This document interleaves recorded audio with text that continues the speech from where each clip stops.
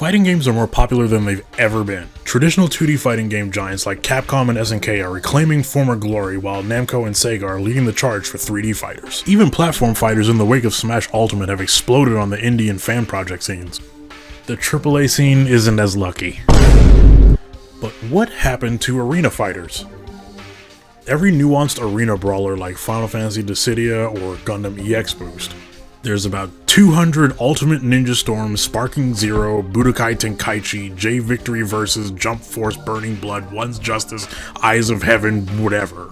Y'all remember that Kill la Kill and One Punch Man had arena fighters? I completely forgot until I started doing research for this. There is some hope though.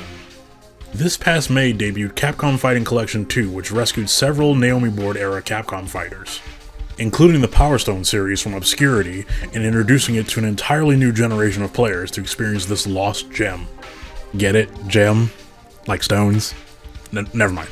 Yes, I will rant and rave about the Powerstone series in a future video, just not this one. Before we get into the weeds with this, I want to put some guidelines in place for what I consider an arena fighter. Large open stages to run around in, like, you know, an arena. There's usually destructible stages, like if I can't knock somebody into the stage, it doesn't count. Sometimes there will be healing items and weapons, but that's not always the case.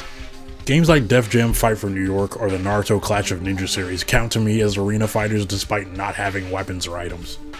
Alright, don't get mad, but I don't consider Smash an arena fighter. Sorry.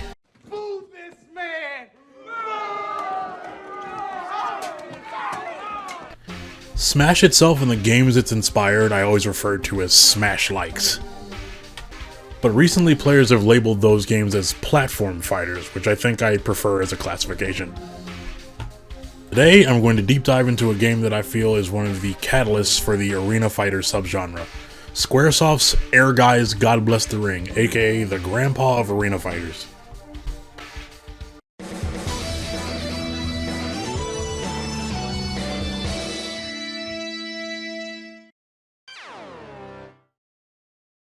In March 1998 in arcades, and in December 1998 on the PlayStation, Squaresoft released Ehrgeiz God Bless the Ring, which is arguably the best fighting game title ever. The game was developed by a small in-house team known as Dream Factory.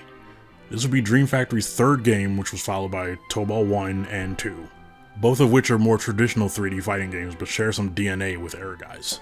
Ehrgeiz runs on the Namco System 12 arcade board, which runs a few iconic Namco fighting games such as Tekken 3, Tekken Tag Tournament 1, and Soul Calibur. Ehrgeiz was directed by one of the unsung heroes of the early 3D era of gaming, Seiichi Ishii, who was the original designer of Virtua Fighter as well as the director of both Tekken 1 and 2.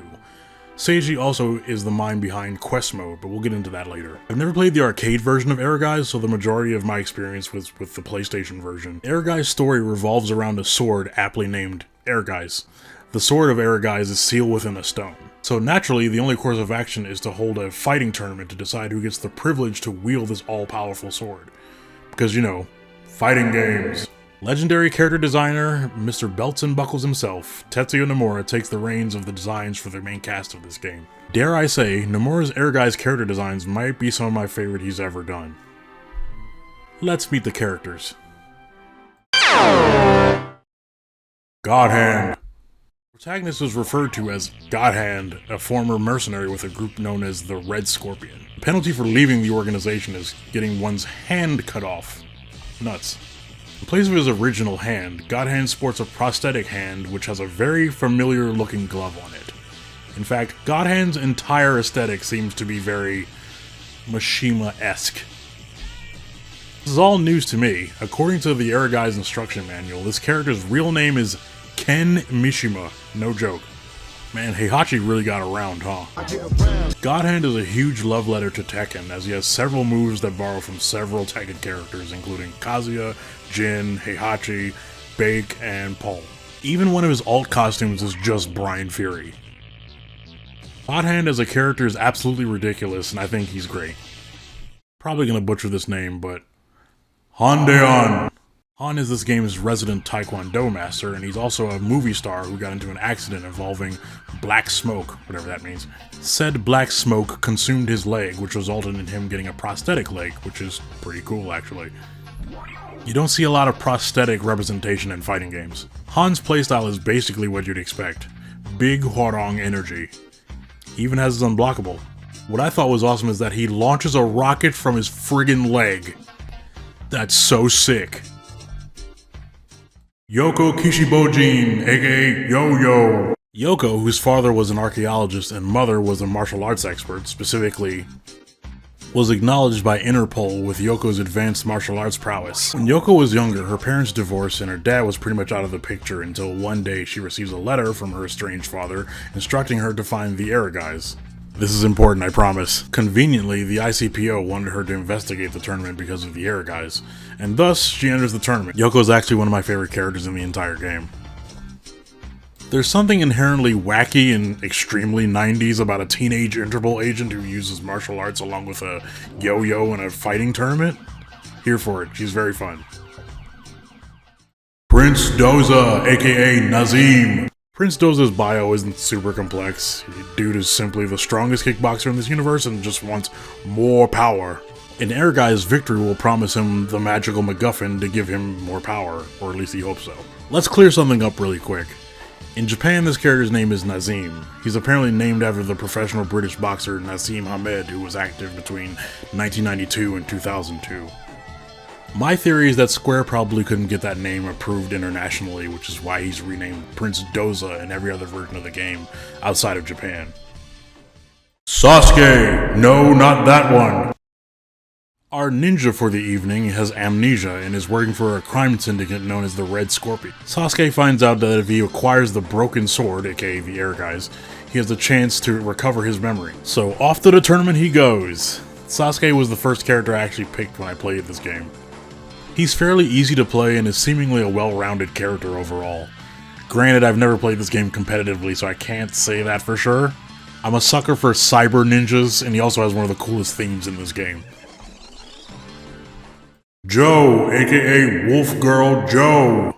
Joe is a survivor of a plane crash which took place in the Amazon.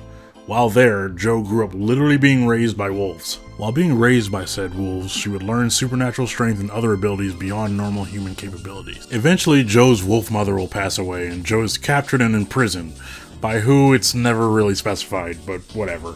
In any case, the Red Scorpion hears of this mysterious beast woman, recruits her, and orders her to retrieve the Ehrgeiz. Joe is dope as hell, I love her, very bloody roar-coded. She's right up there with Sasuke and Yoko for me. Li Shuwen. Li is a deadly Kempo master who has the ability to kill a man with a single strike. Li is the originator of the Hakkyoku-ken technique. The kicker is that Li perished years earlier but was resurrected, with an elixir, which is a cute touch, I like that. Said elixir not only brought him back to life, but this elixir aged him in reverse as time progresses. Li seeks out the Ehrgeiz to stop the reverse aging process and potentially find the key to immortality. I've probably spent the least amount of time with this character, to be honest. What I do know about Shu Wen is the whole killing a man in a single strike thing. That's not an exaggeration. Inoba. Inoba is a resident grappler type. He's a prominent wrestler in this world and he's the disciple of Carl Schneider, who's the founder of the Ehrgeiz tournament. Inoba is also a member of the Ehrgeiz supervising committee. Inoba discovered a note left by Carl Schneider after he passed away. The note suggested that Inoba needs to investigate the connection between the stone embedded in the Ehrgeiz and the ancient ruins where it's located. Inoba enters the tournament to get his hands on the stone and uncover the mystery of the Ehrgeiz itself. I don't really play grapplers, so I didn't play a lot of Inoba at all. But as a wrestling fan, I can appreciate that he's loosely based on New Japan Pro Wrestling legends Antonio Inoki and Giant Baba. You can kinda see the resemblance if you look at him close enough. This isn't to exclude the final boss Django, the guardian of the Ehrgeiz, as well as Koji, Masuda, and Claire Andrews who are the main characters of Quest Mode, but we'll get to that later. Hold on, am I forgetting something? Oh right, of course. 39-year-old me really enjoys this unique cast of characters, all from different walks of life, all bringing something completely different to the table. However, 13-year-old me who's hot off the heels of PS1 jrpg mania because FF7 is in the motherfucking building! Cloud's here. Tifa, my beloved, is here. Sephiroth's here, obviously. Vincent, Yuffie, and Zack are all also here. Granted, Vincent has God Hand's moveset, Yuffie has Sasuke's moveset, and Zack obviously has Cloud's moveset. A common misconception is that the FF7 characters were exclusive to the PlayStation version, which isn't entirely true. Cloud, Tifa, and Sephiroth were unlockable characters in the arcade version.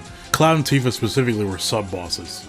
You'd fight Cloud in the elevator stage, and he's known as the Guardian, and Tifa in the underground stage, known as the Summoner. In order to fight against Cloud and Tifa, you have to defeat Sasuke in less than 3 minutes and 20 seconds. Oddly specific, but there it is. Gratuitous FF7 appearances aside, I really like these characters. I can always appreciate a unique band of weirdos. Han, Yoko, Joe, and Sasuke are my favorites. Now let's talk about controls and movement. Ehrgeiz is a 3-button game. Both triangle and square are for high attacks, X for low attacks, and triangle for unique attacks. L1 and L2 both serve as jump buttons, and R1 and R2 serve as block buttons. Execute mid attacks by pressing the low and high attack buttons simultaneously. Very weird way to do that, but okay. You can crouch by holding down one of the guard buttons and evade by tapping the guard button simultaneously with any direction. There's a lot of advanced tech you can execute through the guard button. Stronger versions of lower and higher attacks can be done by tapping high and low with the guard buttons. One of the game's most interesting tidbits I noticed is that the game's instruction manual literally tells you how to execute just frames. I don't think I've ever seen that before. Check this out, literally on page 6 it says, "It is possible to perform a special technique while pressing buttons at a specific time during an attack. When these commands have been executed successfully, the point of contact is surrounded in a burst of blue energy and a J will show up on the technique list. The timing is different for each technique, so it's best to try various timings." As far as I'm aware, this may be one of the first, if not only, games to explicitly explain to you what a just frame is, let alone how to do them. Despite this game being arena-based, Ehrgeiz at its core is very much a traditional 3D fighting game. This game has several different while rising moves you can do once knocked down. The ultimate tackle, which you may recognize from Tekken, is also present in this game. Yup, that's right, another nod to Tekken. Ehrgeiz's movement isn't as fast or snappy as I would like it to be, but it can't be understated how fluid the characters run and the sheer depth of what you can do for an arena fighter from 1999. The airship, train, and Hong Kong stages are my personal favorites, although I feel like most of you who haven't played this game are probably the most familiar with the Dome stage, which is literally the first stage in the game. One big aspect of Ehrgeiz that always stuck out to me the most was the additional content. In 2025, fighting games will have 1 or 2 big modes for people who aren't all about labbing or planning to play the game super competitively. However, in 1999, Ehrgeiz had quite a few distractions from the main game. Let's talk about the extra modes. When I would play this game with my buddy Julian back in the day, we would spend the majority of our time playing the minigames. Ehrgeiz has 4 minigames, 5 in total if you count quest mode, which could be its own standalone thing. Infinity Battle is basically survival mode. Not much to say there. Fight an endless amount of opponents, occasionally you get your health back, keep fighting until you die, try to get the highest score, yada yada yada. Battle Runner is one of my personal favorites. Battle Runner is, as the name implies, a racing game. You select your character, select the specific amount of laps you want for the race, and you have a choice of 3 courses. The basic loop, the climb loop, and the Mobius loop. The physical strength gauge for each character will increase and decrease according to the amount of damage inflicted or received. The courses are pretty small, so you can clear a lot of laps in a short amount of time. You can attack your opponent, preventing them from completing the course. There's also 3 star items that drop throughout the stage that you can pick up to stir up the gameplay. The red star, which reverses your controls, the blue star, which reverses the strength gauge of you and your opponent, and the yellow star, which recovers your special attack gauge. My friend and I would spend hours playing Battle Runner. I get the same dopamine from this mode that I feel a lot of gamers get from Mario Party minigames. In fact, I'm pretty sure there's a Mario Party minigame that's exactly like this. Sound off in the comments if you know what I'm talking about. Battle Beach is another racing minigame that takes place on a beach. Makes sense? This is gonna get convoluted, so follow me here. Battle Beach is a set of minigames within a minigame. The minigames in question are Battle Dash, Battle Flag, and Battle Hurdle. Battle Dash is literally a race to the finish where you mash X or circle to run to the finish line. Battle Flag is similar to Dash, except you have to tap square or triangle at the right time to dive for the flag to win the race. Thirdly, Hurdle Battle requires you to tap square or triangle to leap the hurdles and get to the finish. Not gonna lie, seeing Sephiroth in his warm-ass leather duster running around on a beach is pretty hilarious.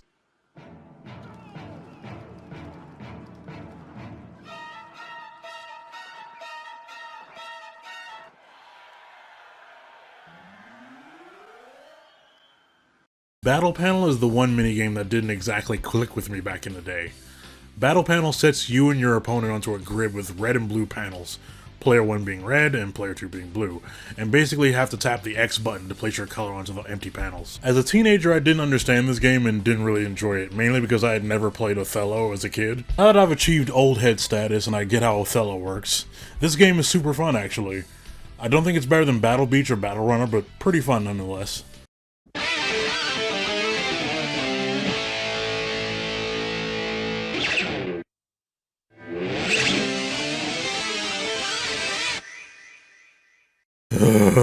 We have to talk about quest mode now. Brand new quest, the Forsaken Dungeon, is Seishi Ishii's brainchild, which is a dungeon crawler which is so expansive that it could be its own standalone game outside of Ehrgeiz. There's villages where you can visit blacksmiths, item shops, magic shops, inns, restaurants, etc. The dungeons themselves have your usual affair of monsters and bigger monsters as bosses. There are 2 different levels of magic, basic and ultra magic, and... Alright y'all, I'm gonna be honest. I like the idea of brand new quest way more than actually playing brand new quests. The combat has that Tekken Force mode clunkiness to it. The movement does not feel good, like at all. It takes far too long to level up. The dungeons are all very samey looking. I'm not into it at all. I stuck with it for a good hour and I just didn't vibe with it. It felt like Dollar General, Temu, Make-A-Wish, Diablo. For the record, I really like Tobal No. 1's quest mode. The controls and movement felt like it gelled more with the main game than this. This, on the other hand, brand new quest just feels very archaic and not fun. I think if this game's quest mode had a multiplayer option, it would make it a little bit more tolerable, but not by much. Let me know in the comments if you guys like this mode, because obviously I didn't. Ehrgeiz overall is a super unique game. It's the earliest arena fighter that is very experimental and does a lot of fun, wacky things with the gameplay. There's even a competitive scene for this game. High-level Ehrgeiz isn't something I'd ever think I'd see. Surprise, surprise, Tekken players have naturally gravitated towards this game. Outside of the original PS1 release, you can play Ehrgeiz via PS3's PSN store, for the 10 of you that still own a PS3. And of course, emulation! I still think that Ehrgeiz should have been a playable game at the Golden Saucer in FF7 Rebirth. The Yakuza games have made it a part of their brand to preserve a bunch of 20 to 25-year-old arcade games, so why not? If Ehrgeiz is the grandfather of arena fighters, then what's the grandmother of arena fighters? Welcome to Powerstone Ward. We'll save that for another time.